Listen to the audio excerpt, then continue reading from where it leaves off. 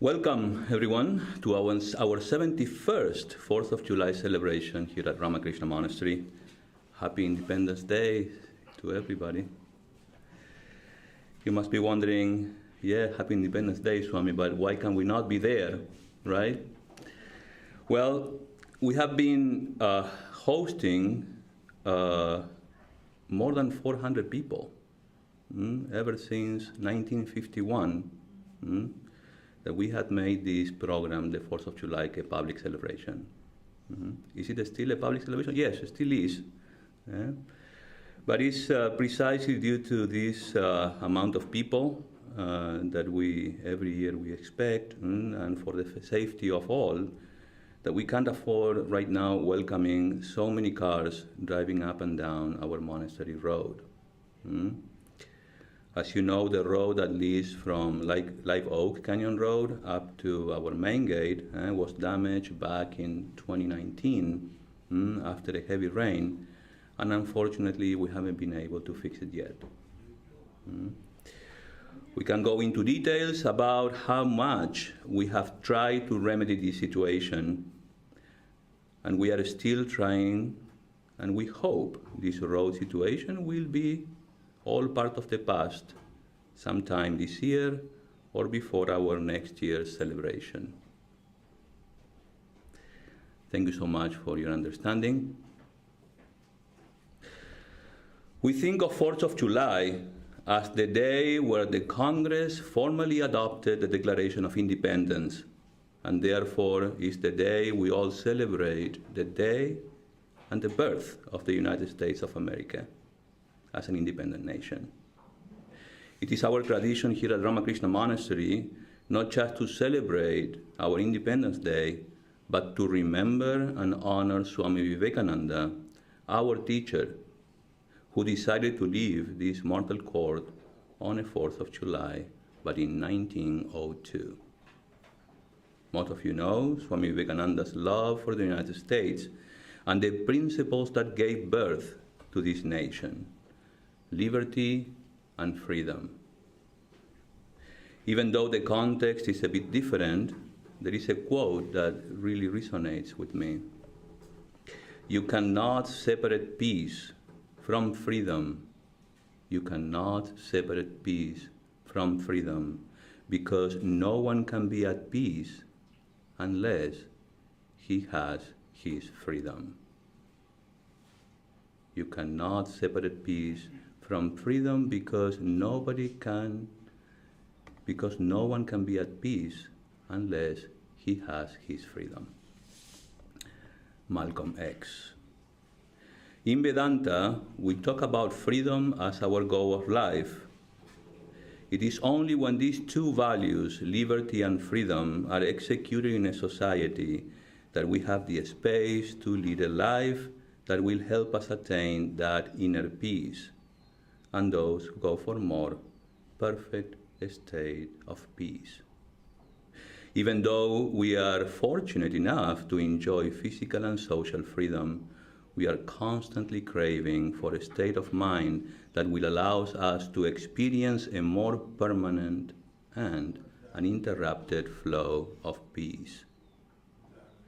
It is said that when one makes the decision to lead a spiritual life, his or her life finds a purpose of the highest expression that will slowly start manifesting as we grow and advance in our commitment towards the path of God. When we make the decision to lead a God-centered life, we practice surrender and acceptance, which inevitably leads us to devotion. That devotion will create a commitment to give the best we can in every enterprise. As a result, we experience inner peace. And that's the inner peace we require to practice concentration, which eventually will lead us to the understanding of our true nature and experience that ultimate peace. Peace is indeed our true nature, and we cannot crave enough of it.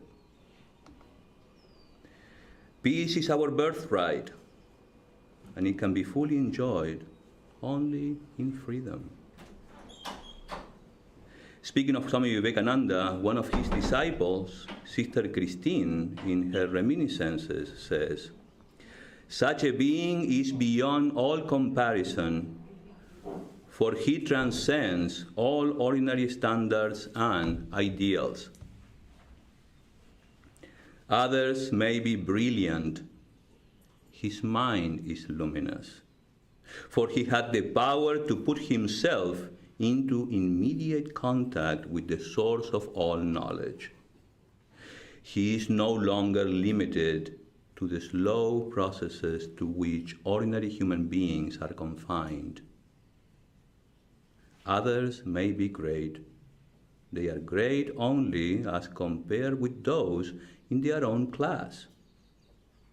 Others may be good, powerful, gifted, having more of goodness, more of power, more of genius than their fellow men.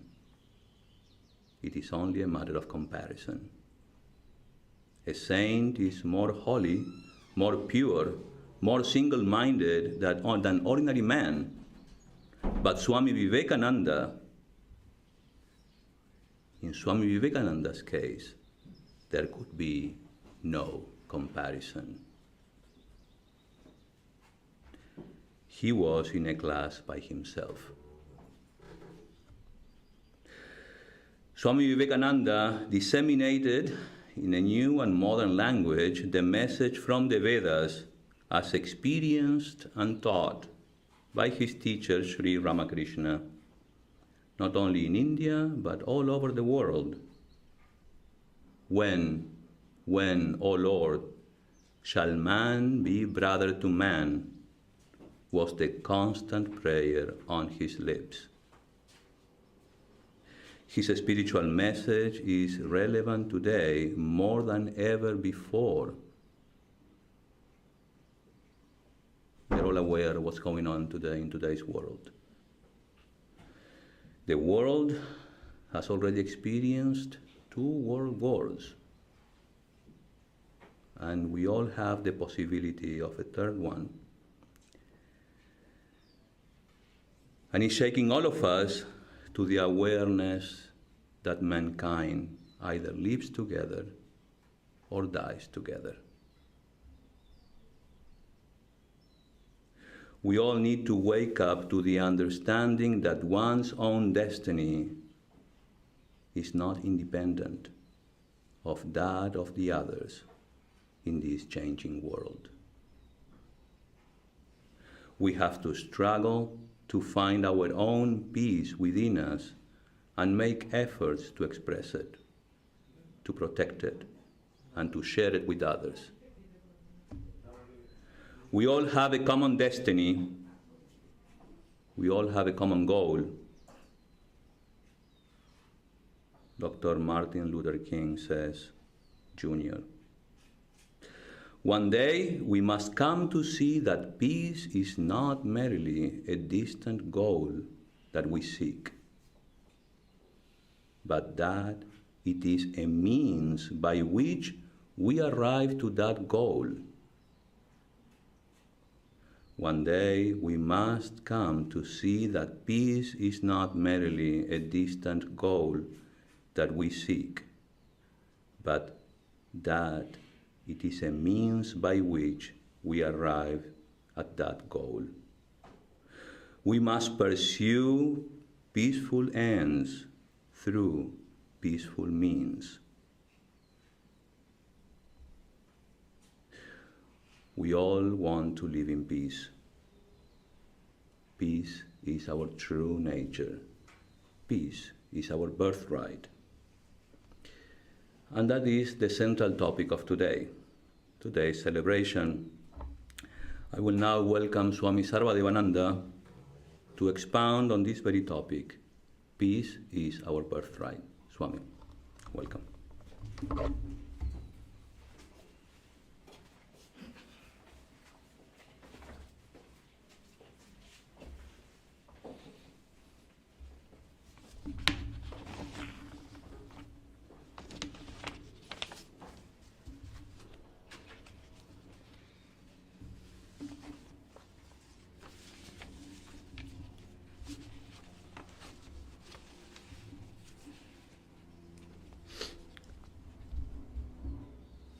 Welcome all of you who are online,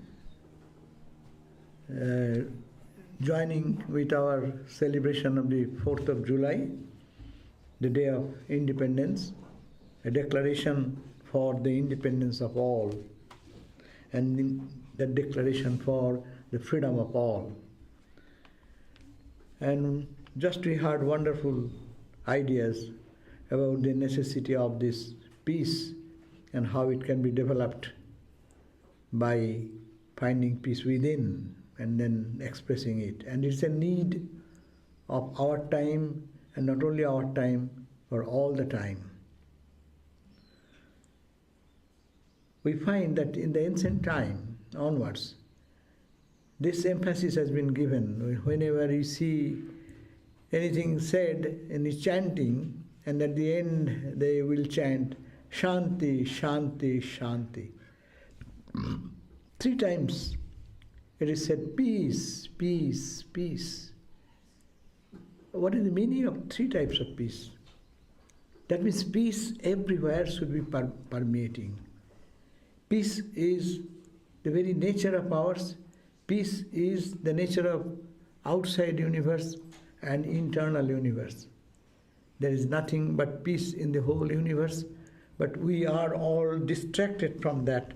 That's why we don't see peace within and neither see peace outside. 3 times of peace, when they talk about, what are the 3 peace? It is called the disturbance which we create for ourselves. That's one type of peace necessary there. I have created my disturbance by my action, by my thought, by my work. And then I do not do, but somebody has created some trouble for me. Adhibhautik, another created being, human to subhuman to any celestial personalities. And another is there, neither you or neither me or not visible reason, but it is called the karma, or it is called by divine unknown reason.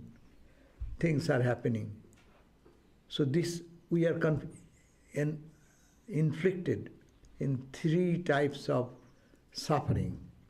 And these 3 types of suffering, the rishis, the sages are talking about. Let there be peace. In there where the disturbed mind is restless and in agony with my own doings, let there be peace. That means there should be some transformation there. Let there be peace in someone committing some trouble for others and creating displeasure in others. So let that be something to do there to bring peace. And also we find when there is natural calamity or none to blame, but people become the victim of different situations. So that's why it is 3 times it is called Shanti, Shanti, Shanti. If we look at the nature, if the ocean we go, its nature is naturally, ocean by nature is calm and serene and free of ripple. Our very nature is also same, calm, serene, it should be. If we stand just outside now, and we don't disturb, we don't make a noise, and someone does not do anything, see the calm and serene environment always there. We are creating trouble there. We are disturbing the peace and making it restless. So as ocean is calm by its nature, and calm and serene and profound, little wind blows over it, that creates the ripples, waves, billows, even foams. That is disturbing the entire silence of the calm, deep, profound ocean and its existence. Where there is calmness, there reigns peace automatically. There is peace means there is calmness. Restlessness disturbs the peace. And that's why in the scripture it is said, Tada stimita gambhiram, na tejo na tamah tatam. Talking about our spiritual nature, it says, Tada, at that place of deep experience, everything is stimito. All is calm and serene. Gambhir, profound. Everyone can feel that. If one goes under the ocean, scuba diving, those who have that experience, they see the tremendous calmness there. That is the nature of the ocean. That is the nature of all of us. But we are disturbed by certain waves and ripples. What are the waves? Waves of our desires. All the trouble in the world going on, which is disturbing the peace of others. It is the I, me and mine, and also my desire and endless expectation and greed, desire. So it's all coming from the background of the desire. The desire that disturbs our calmness. It brings restlessness and brings infinite number of waves and ripples on the surface, on the mind lake. The profound peace is still retained under the ripples, undisturbed. There is. That cannot be disturbed. It only on the surface it happens. Fathomless peace, serenity and bliss remains untouched by any disturbance on the surface. Even whatever disturbance it is happening on the surface, on the body-mind. We think we are troubled, seeing the surface of the mind lake only. The sages of the ancient wisdom, they taught us to see that eternal peace with eyes open and to feel the profound peace within with eyes closed. That is the intense effort of all the saints and sages. In the Upanishad we find this very oft-quoted Shanti mantra. This Shanti mantra says, Do Shanti, Antariksham Shanti, Prithivi Shanti, Apa Shanti, Oshadayo Shanti, Vishve Deva Shanti, Brahma Shanti, Sarvam Shanti, Shanti Eva Shanti, Sha Shanti Ma Edi. A beautiful verse which is giving this glimpse, what is the ground of our very being. Look at the Dulok. Dulok means this world, what you see, the heaven, Dulok. There is people all craving to go to heaven, to have peace, more peace. But that, in the eyes of the sage, he is saying there is Shanti, the peace. That peace permeates in the heaven. Do Shanti. Antariksham Shanti. Antariksha, in the interspace, the space, is filled with peace. Really, even if you look at the sky and the space, interspace, perfect calmness and serenity is the permeated as the reality there. So this we can look at through the eyes of these sages, where they see that in the heaven it is enveloped with peace and peace. When you see the sky, antariksham, how peace permeates every nooks and corners of it. Prithvi, Shanti. Look at the earth, Mother Earth. Unless it is disturbed, everywhere is tremendous calmness, tremendous peace. Apashanti. That peace which retained in the waters, and it permeates the water, that peace. That means there is but one reality, that peace, and that infinite peace everywhere. Vishwe Deva Shanti.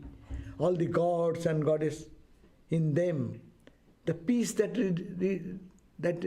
is retained in them, that is the same peace everywhere.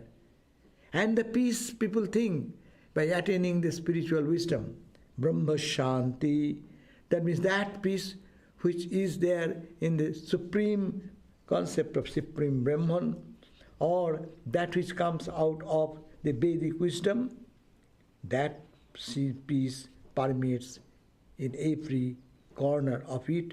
Sarvang Shanti. There are Sarvang in all different planes of world are there. The physical world we are seeing. There are so many mental planes. And in Hindu idea there are 14 planes. All these planes, vaster than this physical, they are all Sarvam Shanti. Everywhere this peace, all the planes of existence, that peace is permeated everywhere. And that Shanti eva Shanti. And that Shanti eva Shanti, that peace is, by my very nature, is my peace. It is the same perfect state of calmness and serenity which permeates everywhere, and that is my serenity, my peace.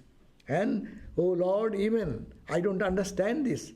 That's why it says a last word, Sha Shanti, that peace, Ma, towards me, Edhi. Oh Lord, let it come. Let it pour my heart and soul with that peace and peace which is in every place, in everywhere, in the visible universe, with eyes open. You just watch it with a calm mind, that there is nothing but peace. Only we are creating the disturbance.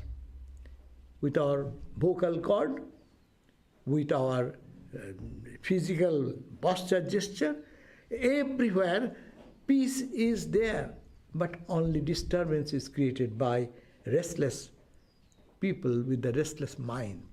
And in individual case, we are eternally peaceful because it is my very nature.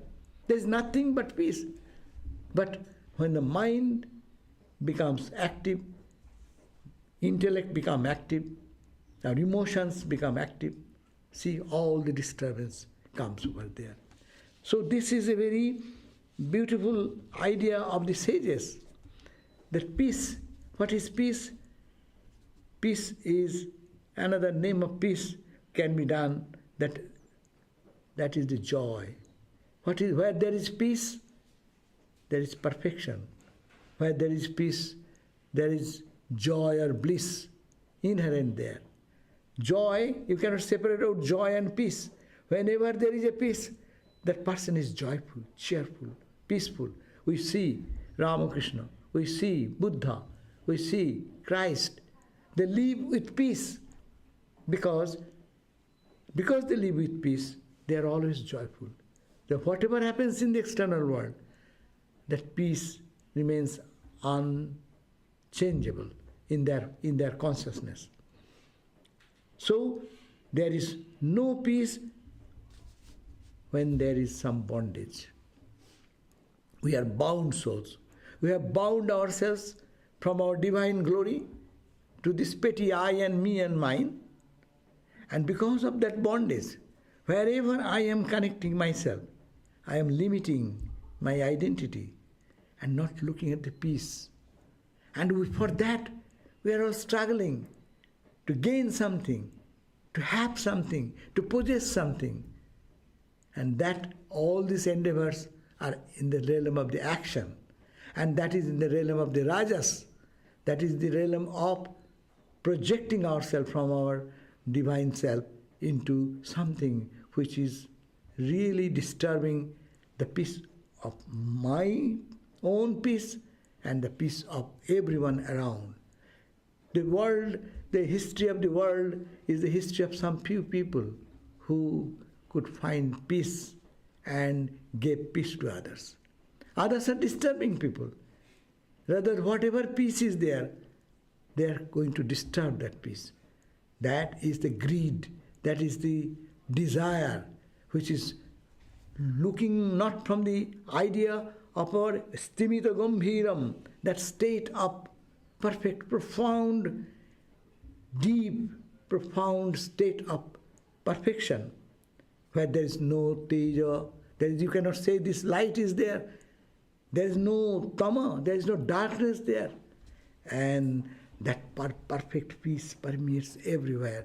And we are drifting away by our egocentric living, egocentric thinking, and egocentric life. That's why there is bondage, that we are bound. Who has bound us? It is our outlook which has bound us. So the sages are saying the bondage is created where there is no peace. And where there is peace, there is freedom. Freedom and peace go together. And lack of peace is the bondage. And when we are in bound souls, bound by our own nature, by our own karma, by our own thought and emotions, then we limit our life into a very petty state. And there we are miserable. And we live in bondage, bondage from all. That's why spiritual life means to free. What is free? What is freedom? Freedom is bondage from all levels of human existence. Social level, first it starts with that. Social oppressions. People fight. They've made a peace. Now and then we find that there is a peace march. What is a peace march? There is some disturbance. To pacify that, people are making an effort to promote the message of peace and harmony. So in the level of social level, there is unrest all the time. In the political level, of course that is there. Economic level, people are always fighting, and restlessness is rampant all the time. In the physical, in the mental level, and in emotional level, as also intellectual level and ego level. And all these levels, this due to the ignorance, this is binding us down, and we are bound slaves. In every phase of life, in every place we are bound. But freedom can come for the people who are searching for peace. And that peace means that which calmness, serenity is outside and here. It is, but any person going to nature in silence can feel this peace. Going to the deep ocean where there is no wave, some places, you can see the peace reigns, naturally reigns. That state is to be brought into our life. So we forget that our very nature is this freedom, and this freedom from all the shackles of bondage in all levels. So people do try to find peace and fight for freedom. Freedom in one level, some fighting only in the social level, some in the economic level, some in the political level. But these are not solution. Solution is that we have to go to the root of all, as the Upanishad suggested, that look at the space in this universe with your eyes open. Look at the plants and trees and herbs. It is all peace permeated. So that peace in the earth, in the water, in the Oshadaya. What are the Oshadaya? plants and herbs. Look at them, how they are calm and serene. So only Vishe in this universe, whole universe, all the gods and godly people, they are filled with peace. So peace permeates my ill luck. I have no intention to look at that peace and to adapt that peace in ourselves, meaning go back to our birthright, go back to our heritage, go back to our very substratum. At the back of everything, if we go little down, there is this perfect peace, perfect calmness and serenity. We are to reassert this birthright and regain our lost freedom. And that lost freedom means lost joy. Regain our lost freedom and joy, and enjoy what? The beauty of life, the world that appears to us, which is so frightening, so fearful, and not only that, so meaningless, worthless. That becomes all madhu. That becomes all honey. That's why, again, the Upanishadic chant goes that madhu vakaritayate. Sweet blows the wind. Even in the movement, there is some sweetness. But behind that movement, perfect sweetness. But to feel that sweetness, there needs a mind. That mind can be created by making an effort to be peaceful. St. Francis' prayer, where there is hatred, to show love. Where there is hatred, there is peace. Where the peace, what is the book? Make me an instrument of thy peace. Make me an instrument of thy peace. By thy peace. That peace, it is thy, it is mine. But it is wonderfully, as a devotee, saying, your peace is permeated everywhere. Make me, and where there is hatred, just opposite, to go to peace. How to go back to peace? Blessed are the peacemakers. Because peacemakers, they try to find peace means harmony, unity. Peace means unity. Peace means harmony. Peace means joy. Peace means bliss. So everyone is craving for that. And in reality, that peace permeates everywhere. And the sages experience that, and they see in the sweet wind that is blowing, it carries sweetness, that peace, that joy. Madhu ksharanti sindhava. In the Sindhu, means in the very oceans, as if it is honey dripping in the ocean. No turbulence, no fight.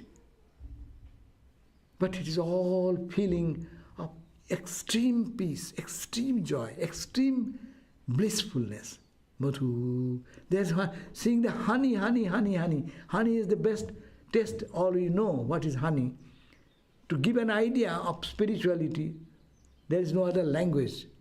Giving an example which we understand best, that honey, like honey, it is joyful, it is peaceful, it gives so much experience of inner tranquility.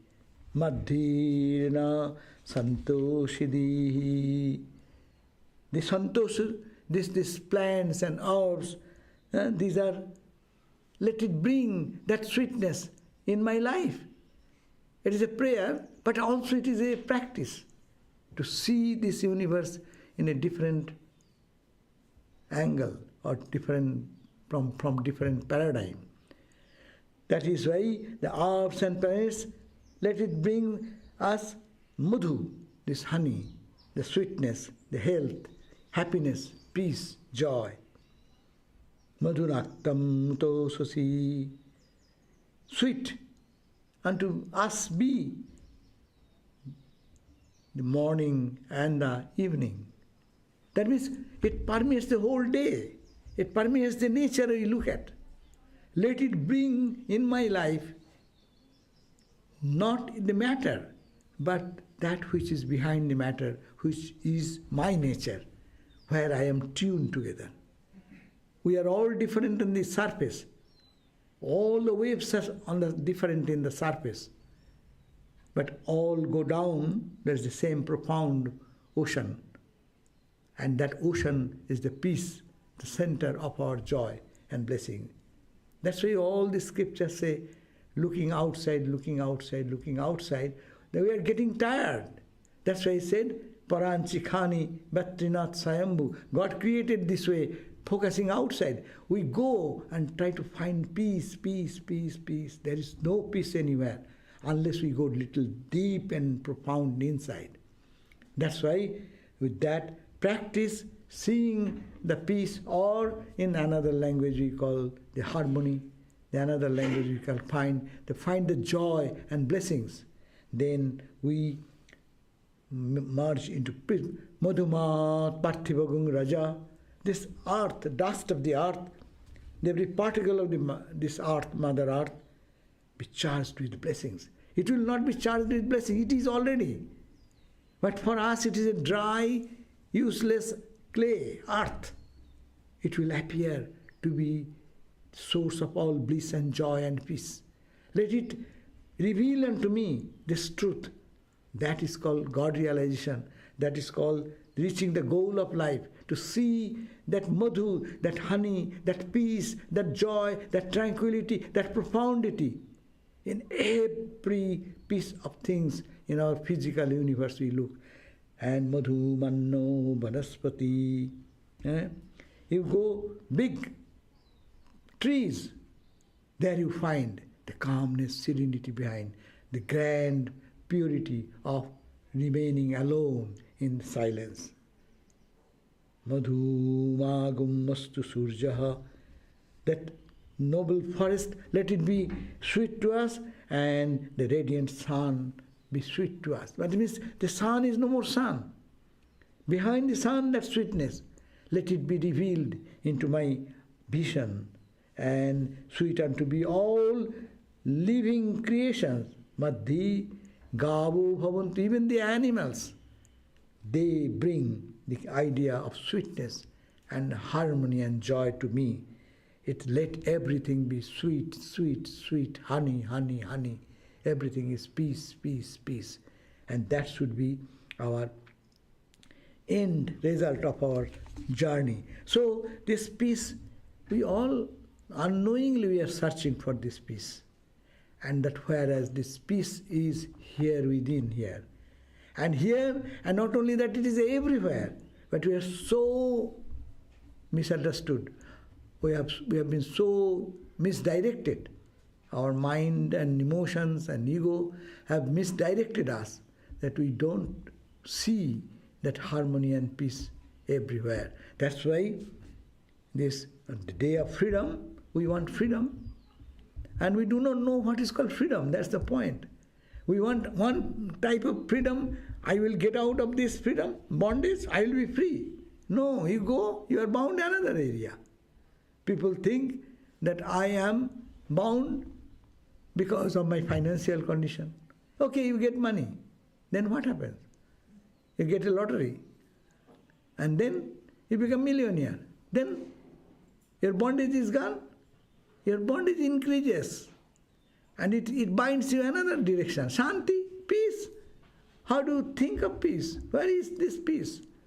Then you go. If you have a huge property, you may be the king, say a big political leader, or you become a big CEO of a big company. Oh, you think that, that is someone is blocking my journey and I am restless, I am not getting peace because of this guy. Okay, everyone is gone, so you become the top of that company. Then come peace. That's the question. Searching for peace, not knowing where is that. But peace is everywhere. A person, penniless monk, very happy. Everywhere they are happy. No possession, nothing. But they are all the time cheerful. And a person with millions, with bank balance, with so much of name, fame, and then have sleepless night. Where is peace? Disturbed. So that is why we have to understand bondage. What is bondage? Bondage is to hang on to this limited thing, but to see this peace and find this peace everywhere and expanding our identity to all this direction.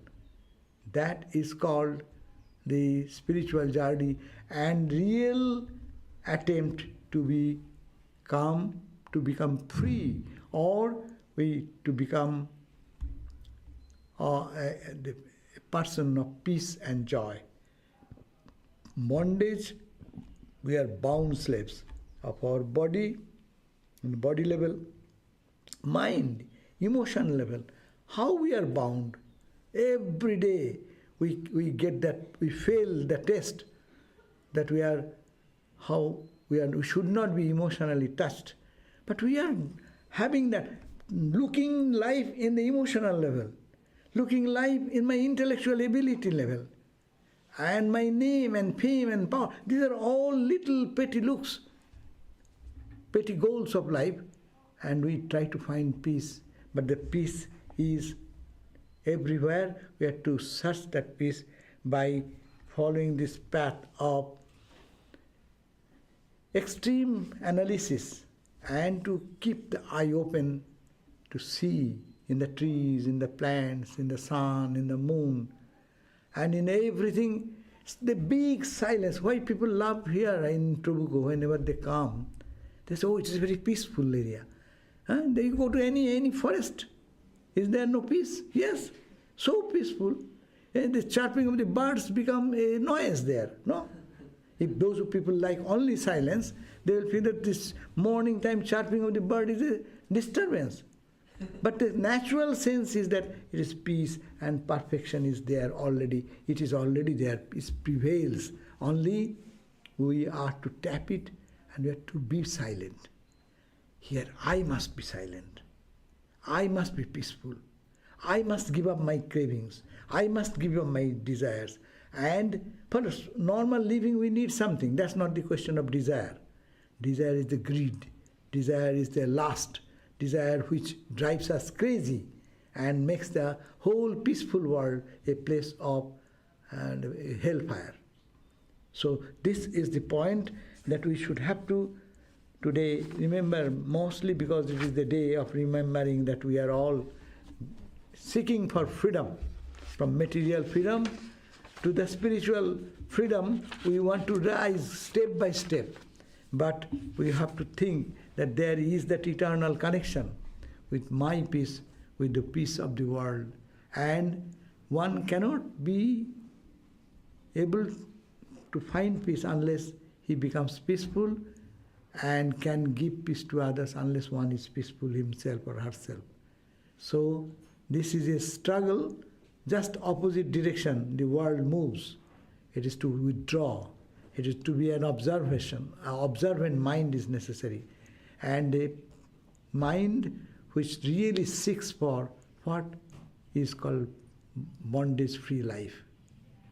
So we pray to the Lord to have this vision, have this inspiration in us, so that we can make a habit every day for some time. That's why Sri Ramakrishna used to talk about going to silence, going to a solitude. And that solitude means going to some place where perfect peace, perfect harmony, perfect joy, no disturbance outside. He's saying, at least from the hustle and bustle of life, go somewhere where there is little calmness. First, take a taste of that peace there, and then intensify that peace. And then you live in the world, all things will go around, but you can ignore, and or see the peace percolating there also. Peace pervading everywhere, as we just read in the very beginning of the verse. Do Shanti, Antariksham Shanti. Everywhere peace is permeated. Shanti is permeated in Duloka, in Bhuloka, in the ocean, in the trees, in the plants, in the herbs, and it is in the waters, in the sun, in the moon. Peace permeates. These are the vision of the sages of realization. So, if that is the vision, then we can follow their footsteps to bring peace in our life and to bring peace in others and to make a life meaningful, purposeful. Thank you all. Let the Lord bless us with this peace. Jai Ma.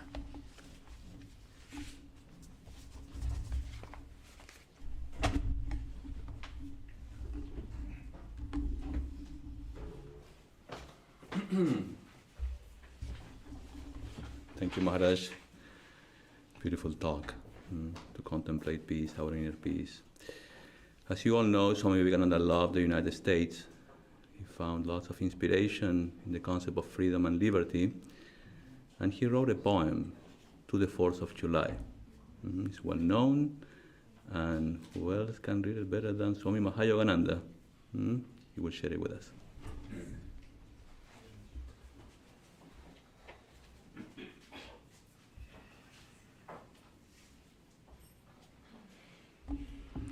This is the poem to the 4th of July.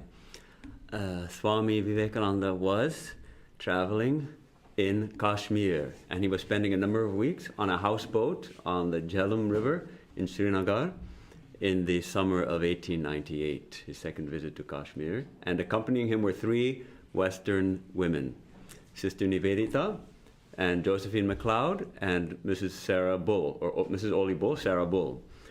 So 2 of the party were Americans, Josephine MacLeod and Sarah Bull. So Sister Nivedita and Swami Vivekananda hatched upon a conspiracy to celebrate the 4th of July and surprise their American friends and disciples. So they engaged a tailor, some kind of tailor, to sew an American flag, which, as Nivedita puts it, she says she fears the stars and stripes were rather crudely represented.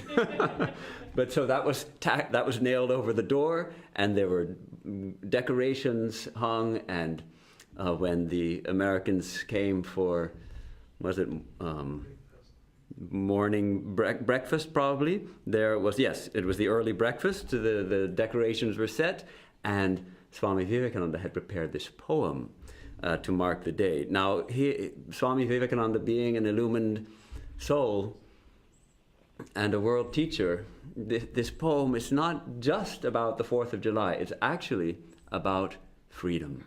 And the poem is addressed to the sun. We can take it as, we can see, you'll see how there are echoes of the struggle for freedom in America. And yet, really, it's about the struggle for freedom for all beings, freedom from bondage. And the sun can only be the sun of knowledge, or the sun that is Ramakrishna, that is rising and shedding his rays of spiritual illumination on all, granting us all illumination. So I will now recite the poem, which you all know well anyhow, but behold, the dark clouds melt away that gathered thick at night and hung so like a gloomy pall above the earth. Before thy magic touch, the world awakes. The birds in chorus sing. The flowers raise their star-like crowns, dew set and wave thee welcome fair. The lakes are opening wide in love their 100,000 lotus eyes to welcome thee with all their depth. All hail to thee, thou Lord of light, a welcome new to thee today, O sun. Today thou sheddest liberty. Bethink thee how the world did wait and search for thee through time and clime. Some gave up home and love of friends and went in quest of thee. Through dreary oceans, through primeval forests, each step a struggle for their life or death. Then came the day when work bore fruit, and worship, love, and sacrifice fulfilled, accepted, and complete. Then came the day, then thou, propitious, rose to shed the light of freedom on mankind. Move on, O Lord, in thy resistless path. till thy high noon o'erspreads the world, till every land reflects thy light, till men and women with uplifted head behold their shackles broken, and know in springing joy their life renewed. Always brings tears to my eyes, this last stanza, this idea that the Lord, it's actually the Lord who's moving in resistless path till every land reflects that light of freedom, till men and women with uplifted heads behold their shackles broken and know in springing joy their life renewed. It's just, it's much more than a kind of celebration of political independence. It's a celebration of true spiritual independence, which is our birthright. Thank you.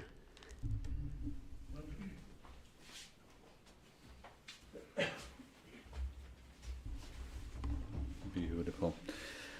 Well, thank you so much. We almost come to the end of this celebration, 4th of July. But before we close, we have Deva, Heather, and David Hathaway. You guys are ready? We'll close with some songs. Oh, no, after Heather, we will have Swami.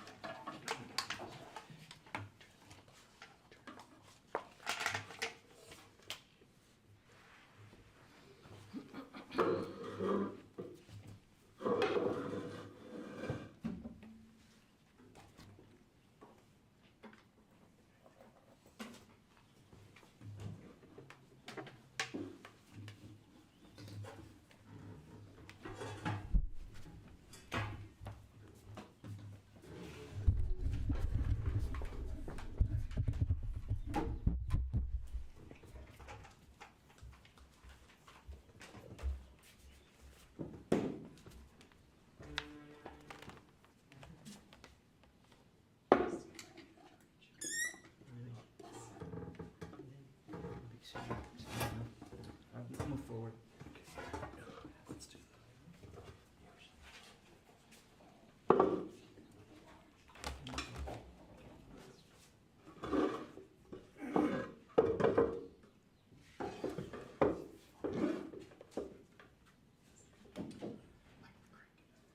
Okay. Actually, I tend to swing that way. I tend to go that way. It's okay. I'm sure they're gonna mind it. It's powerful, right?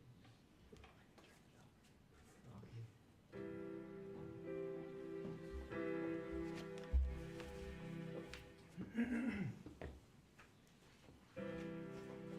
Is it loud enough? Can you hear me?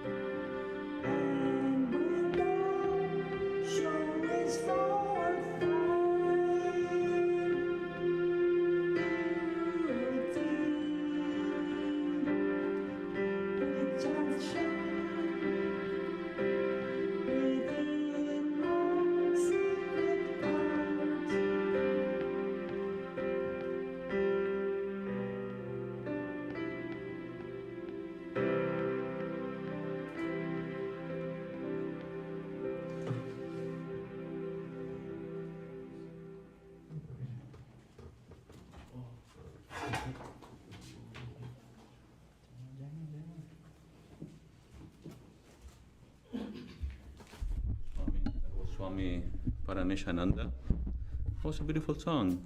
Mm? I'm sorry, we apologize for the technical problems that we faced during this live stream. This program has come to an end. Thank you so much for joining us from home. We will resume our activities here at Ramakrishna Monastery on September 18th. All our activities here at this particular center will stop until then. Our live streams and in-person lectures will continue in our Hollywood Center as well as in Santa Barbara. We'll also have activities in San Diego. Make sure to check them out, check all these videos online, as well as courses in our Vedanta Academy. Again, thank you so much, and we look forward to seeing you again in September. And if you happen to stop by, we are open on Fridays and Saturdays from 9 a.m. to 11:45, and Sundays from 10 a.m. to 1:45. Thank you. Jai Ramakrishna.